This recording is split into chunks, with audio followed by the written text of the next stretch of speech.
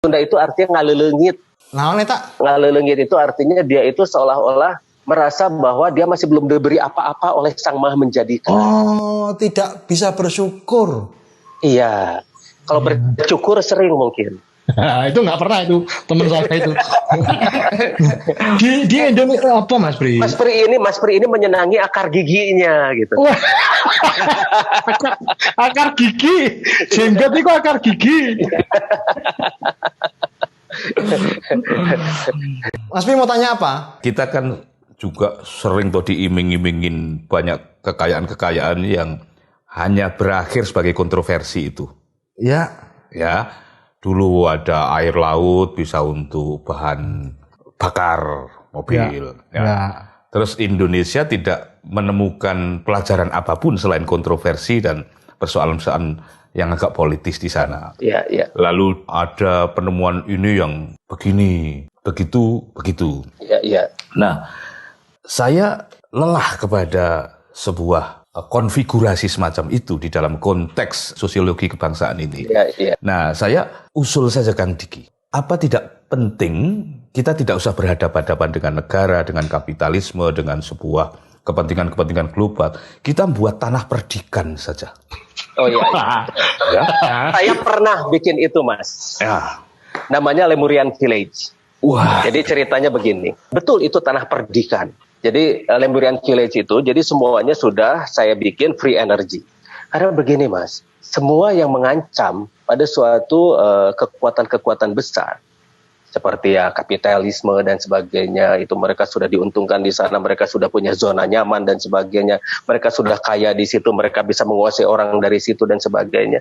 Begitu kita muncul dengan penemuan baru ini, itu ancaman bagi mereka kan Mas. Nah makanya serangan-serangan seperti ini tuh tiap hari saya terima. Tapi saya jalan terus. Bahkan saya pernah dibom, mobil saya itu pernah dibom. Saya pernah ditodong M16 juga pernah semuanya. Jadi saya akhirnya bikin yang namanya Lemurian Village. Lemurian Village itu di sana di sekitar Megamendung, di sana di Hammerang. Nah di sana sudah free energy. Jadi energinya itu mandiri. Kemudian semua perkebunannya organik. Dan semua tanaman-tanamannya organik, orang-orang sudah hidup bisa mandiri di sana dan sebagainya. Kasarnya kalau dunia ada krisis, tempat itu makmur begitulah. Nah, apa yang terjadi? Kok malah tanya? Nah itulah saya ingin tanya pada diri saya. Oh ya wes jawaban ya. Nah, ketika itu sudah mulai berjalan dengan baik, biasa. Ada saja orang-orang yang tidak suka itu terjadi. Nah, desa sebelah mulai iri dengki, sirik pidik jahil kaniaya. Nah, di sana mulai diisukan bahwa itu adalah proyek Cina. Akhirnya desa sebelah nyerang ke sana waktu saya nggak ada. Akhirnya semua alat-alat saya dijarah semua, tempat itu dihancurkan, dan mereka pulang merasa sebagai pahlawan gitu loh. Bisa seperti itu ya. Nah, makanya sekarang saya membuatnya seperti ini. Saya membuat community namanya Zentriazan. Di sana kita sudah bergulir yang namanya 146 produk dan itu semua buatan sendiri. Semua produk-produk itu kita mulai berputar di sana di dalam suatu kelompok dulu, di dalam komunitas dulu. Kita tidak keluarkan itu, tapi di dalam komunitas ini sudah saling memakmurkan dan semua produk-produknya itu adalah produk-produk yang baik untuk tubuh. Mulai dari sandang, pangan, papan, energi. Ini kaos pun dari serat bambu. Serat bambu? Iya. Kaosnya dari serat bambu dan sebagainya. Kita punya sendiri akhirnya sekarang. Kita mulai terus meningkat. Orang-orang itu meningkat dan semakin lama semakin banyak. Ya. Jadi kita sekarang punya suatu yang bisa membuat kita bertahan dari krisis seperti apapun. Nah, makanya ini yang saya mau bagikan secara perlahan-lahan. Karena kekuatan itu harus dari yang paling dasar. Ketika kita membangun adalah dari dasar. Kita akan membentuk fondasi-fondasi kuat di kerakyatan itu. Umat dulu yang penting. Umat sudah kuat, umat punya daya tawar. Karena selama ini umat tidak punya daya tawar, tidak punya daya bargaining. Ini kan negara demokrasi, demokrasi ini kekuasaan berada di tangan rakyat. Harusnya rakyatlah yang punya bargaining, rakyatlah yang berkuasa. Tapi kenapa sekarang seolah-olah rakyat ini menjadi korban, menjadi objek-objek penderita. Nah, inilah yang harus kita kuat di sana. Kita bergerak terus. Akhirnya kita bisa membuat hal yang benar-benar bermanfaat bagi bukan hanya manusia, tapi semesta. Karena kita harus bersikap adil pula pada semesta. Kita memelihara semesta berarti kita memelihara diri kita. Ya. Jadi semua yang namanya lemurian teknologi secara perlahan-lahan saya munculkan di sini. Teknologi dari kaum leluhur kita. Tanah Perdikan sudah pernah dicoba Mas Pri, gagal. Komunitas pun mungkin masih rentan terhadap sikap-sikap tidak suka. Terus langkah apa lagi Mas Pri? Mohon izin Kang Diki. Ini antara Anyer dan Jakarta. Ya, antara murid dan guru yang barangkali sebagai teman dialog ini akan meragamkan sudut pandang kita. Ada, ya kita ngerti siapa yang kita hadapi. Kita ngerti kekuatan mereka. Ini kalau iman bukan dasarnya berat. Kalau hanya kalkulasi ini dan itu, ya itu stamina kita akan berakhir sangat singkat. Nah, saya ditentramkan oleh sebuah teks Al-Quran. Kalau sudah begini nih Gus. Teks apa? Pembuat rencana-rencana besar dan jahat itu hanya akan kalah oleh dirinya sendiri. Iya. Oleh tipu dayanya sendiri. Ya. Persoalannya kapan? Barang siapa yang makar kepada Allah, pada akhirnya dia akan memakari dirinya sendiri. Persis. Ini hiburan terdekatku baru itu. Saya tidak bisa membayangkan bagaimana seorang Diki Zainal, ya, kepalanya ditodong F-16 itu. F-16 itu pesawat Mas, M. F-16. Biarin aja, enggak apa-apa deh. Ya. Itu. Mau jelek-jelek itu saya rawat itu. Ya kan cuman beda huruf. Ya. Tetapi itu kan sebuah kontradiktori yang dramatik gitu ya. Hanya kepala saja. Kepala itu pistol saja cukup sebetulnya hanya untuk menakut-nakuti itu. Ya. Seberapa banyak kita punya stamina bahkan untuk ngeheng. Nah, ngeheng ini. Sabotase, lemurian sabotase. Seberapa banyak kita punya stamina. Baleni, heng. Seberapa tahan kita kepada tekanan-tekanan bahkan rasa takut itu sendiri. Karena sebuah modal yang begini besar, keberanian kita diganggu saja, lenyap kecerdasan ini. Ya. Terus Kang Diki ini manajemen ketakutannya seperti apa? Karena ini penting untuk membuat indikator-indikator soal waktu itu. Ya, kalau kita digertak langsung mandek ya Mas ya. Oke, begini Mas. Takut itu kan permainan pikiran Mas. Takut itu manusia yang membuat ketakutan itu sendiri. Jadi sebetulnya takut itu adalah permainan pikiran ketika kita membayangkan sesuatu hal yang belum terjadi. Ketakutan manusia sebatas apa sih paling jauh? Mati Mas. Dan sekarang dibuat ketakutan-ketakutan baru. Setelah mati itu bagaimana dan seterusnya kan ya. Akhirnya komoditas manusia menguasai manusia yang lain adalah komoditas ketakutan itu. Dan sekarang pun film-film horor laku Mas. Ya. Ternyata ketakutan itu bisa dijual. Nah, untuk memanage itu semua, kita hidup hari ini dan detik ini. Oke. Itu yang nyata pasti bagi kita ya. Iya. Oke, saya ditodong. Kita hadapi. Oke, mobil saya dibom. Ya itulah resikonya. Orbit inilah yang terus kita mengikuti. Saya mengambil kata-kata Mas Pri tentang orbit. Kata-kata luar biasa itu. Tuh sakit sekali keluar tuh. Iya. Mas Pri itu sebetulnya orang bijaksana. Sebetulnya. Hanya orang-orang tidak tahu.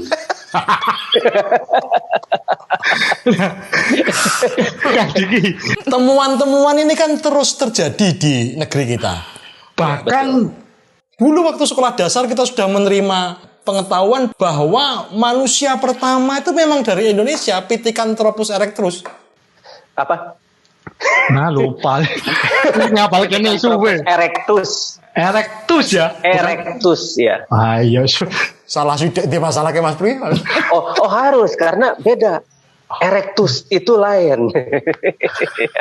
itu hati-hati ya. Erectus. Iya. Itu beda lagi dengan ereksi loh itu Gus. Apa itu? Aku nggak paham. Aku belum cukup umur itu. Ereksi itu tahu Mas? Itu sejenis buah kurma yang tumbuh di pohon toge. Jadi begini, Homo erectus itu begini, cerita tentang Homo erectus itu masih kontroversi sampai sekarang. Pertanyaannya kenapa Homo erectus itu ditemukan satu atau dua di satu tempat. Tidak ada kuburan massal yang namanya Homo erectus. Seperti Pithecanthropus, Paleojavanicus dan sebagainya itu yang ditemukan di Jawa. Beda dengan Ursus miligensis atau yang namanya kera. Nah, beda lagi dengan yang namanya ras-ras yang lain, yang namanya homo-homo itu. Ya. Nah, jadi sebetulnya manusia itu luar biasa di sini. Kenapa? Manusia seperti kita dengan yang namanya Homo erectus itu seolah-olah ada missing link. Sampai sekarang penyambungnya kan belum ditemukan ya. Iya, iya. Coba tanya ke mereka, kenapa ini masih di sini? Kenapa ini begini? Bagaimana kalau sebetulnya Homo erectus itu bukan dari sini? Tapi dari luar. gitu ya. Karena manusia sendiri kan bukan penduduk asli planet bumi, Mas. Kan didatangkan ke sini ya. Iya. Manusia sendiri adalah alien. Kita ini Homo sapien. Itu didatangkan juga kan. Homo sapien itu apa ya, Kang? Iya, yang suka makan sapi. Homo sapien itu kita.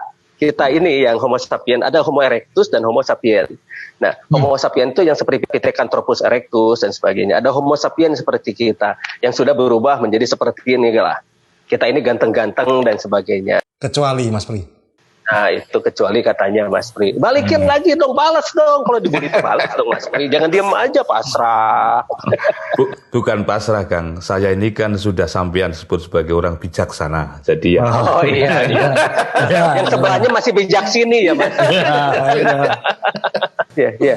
Manajemen tadi ketakutan itu sendiri begini. Ketakutan itu permainan pikiran. Jangan biarkan pikiran kita merekayasa hal-hal yang belum terjadi. Seperti orang takut ketinggian. Tidak ada sebetulnya orang yang takut ketinggian, Mas. Tidak ada. Yang ada orang yang takut ketika jatuh dari ketinggian itu, itu mendarat dari ketinggiannya. Orang membayangkan ketika jatuhnya, jadi dia gamang, gitu kan. Orang takut hantu misalnya. Nah, orang itu membayangkan ketemu hantu. Tapi bagaimana kalau misalnya orang-orang yang tidak percaya hantu? Begitu melihat hantu beneran, misalnya dia kuntilanak, orang pakai long dress. Itu tante-tante pakai long dress putih, cuek aja. Atau misalnya ketemu yang namanya pocong, lemper besar gitu kan. Gini Kang Diki, maksud dari pertanyaan saya tadi, di negeri ini kan sudah teramat banyak penemuan-penemuan yang menunjukkan kita memiliki silsilah bangsa yang luhur, yang tinggi. Betul. Tadi Pithecanthropus erectus di Sangiran, kemudian yang terbaru Gunung Padang. Ini kan menggegerkan dunia internasional. Sebenarnya lacak jejak dari Kang Diki terhadap temuan-temuan itu tuh menunjukkan apa sih? Kita ini bangsa yang bagaimana? Kita ini bangsa yang aheng, kata orang Sunda itu. Bangsa yang luhur. Memang asalnya yang dari peradaban itu dari kita. Seperti satu contoh, ada seorang peneliti, dia dokter, yang membuat buku Eden in the East, Stephen Oppenheimer, mengatakan bahwa asal DNA itu dari sini. DNA itu asam deoksiribonukleid, unsur-unsur yang membentuk tubuh manusia. Dari sini? Dari sini. Terus ada lagi Arisio Santos yang meneliti bahwa Atlantis itu ya di sini. Nah, ketika saya meneliti Gunung Padang itu saya membentuk tim yang namanya tim terpadu riset mandiri. Nah, di sana itu diteliti sampai Gunung Padang itu ternyata setelah di carbon dating itu luar biasa. Itu 15 meter dari permukaan itu di atas 20.000 tahun sebelum Masehi. Terus ke bawah lagi kan membangun itu dari bawah, Mas, bukan dari atas. Pasti lebih tua lagi. Dan di Gunung Padang itu di tomografi dan sebagainya. Di dalamnya itu ada apa dan sebagainya itu kelihatan semua. Nah, dari dulu teknologi kita itu, leluhur kita itu sudah sangat luar biasa, Mas. Hanya teknologi yang tinggi itu tidak terlihat. Misalnya nanoteknologi yang bisa mengakselerasi sel mitokondria manusia sehingga bisa menjadi lebih kuat. Itu orang mengenalnya hanya sebagai pusaka-pusaka saja. Ini jimat, ini pusaka. Padahal sebetulnya itu ada nanoteknologinya di dalam yang bisa mengakselerasi sel mitokondria manusia. Sehingga manusia itu bisa menjadi kuat, bisa menjadi hebat dari sana itu. Oke, jadi jimat ini bukan tahayul ya, bukan khurafat, bukan musyrik ya? Ya, begini, musyrik itu ya, itu sih kita serahkan pada masing-masing orang lah. Jadi pendapat tentang musyrik, tentang syirik itu sendiri itu apa gitu. Zir itu atau dikenal dengan yang sihir itu sendiri itu apa dan sebagainya. Kebanyakan orang tidak paham. Jadi langsung dia menjudge. Ini musyrik, ini syirik, ini menduakan Tuhan, ini kafir. Ya pertanyaannya, kenapa sih Tuhan itu cemburu pada buatannya? Nggak level. Jadi itu teknologi berarti ya, nanoteknologi. Nah, harus cocok dengan DNA-nya, makanya ada passwordnya yang orang sebut itu dengan mantra. Oke. Nah, tapi masalahnya itu harus cocok dengan DNA-nya. Kalau misalnya DNA-nya tidak cocok, mantranya juga tidak akan bisa. Taunya dari mana cocoknya? Ketika dipegang, dia akan bereaksi pada orang tersebut. Nah, sampai sekarang kan jarang yang begitu. Akhirnya dimunculkanlah yang palsu-palsunya. Begitu loh. Reaksinya apa, Kang? Nah, reaksinya dia akan mampu langsung berakselerasi dengan sel mitokondria. Hanya orang tersebut yang bisa merasakan, tergantung dari fungsi nanoteknologinya tersebut. Beda-beda. Begitu. Mas Pri punya pertanyaan apa lagi? Melengkapi kerinduan kita bersama ya. Kehadiran Kang Diki ini melengkapi kerinduan kita tidak hanya kepada masa depan, tapi juga kepada masa lalu. Ya, betul. Tepat. Ya. Yang itu harus berbuah pada kecerdasan masa kini. Ya, bijaksana benar.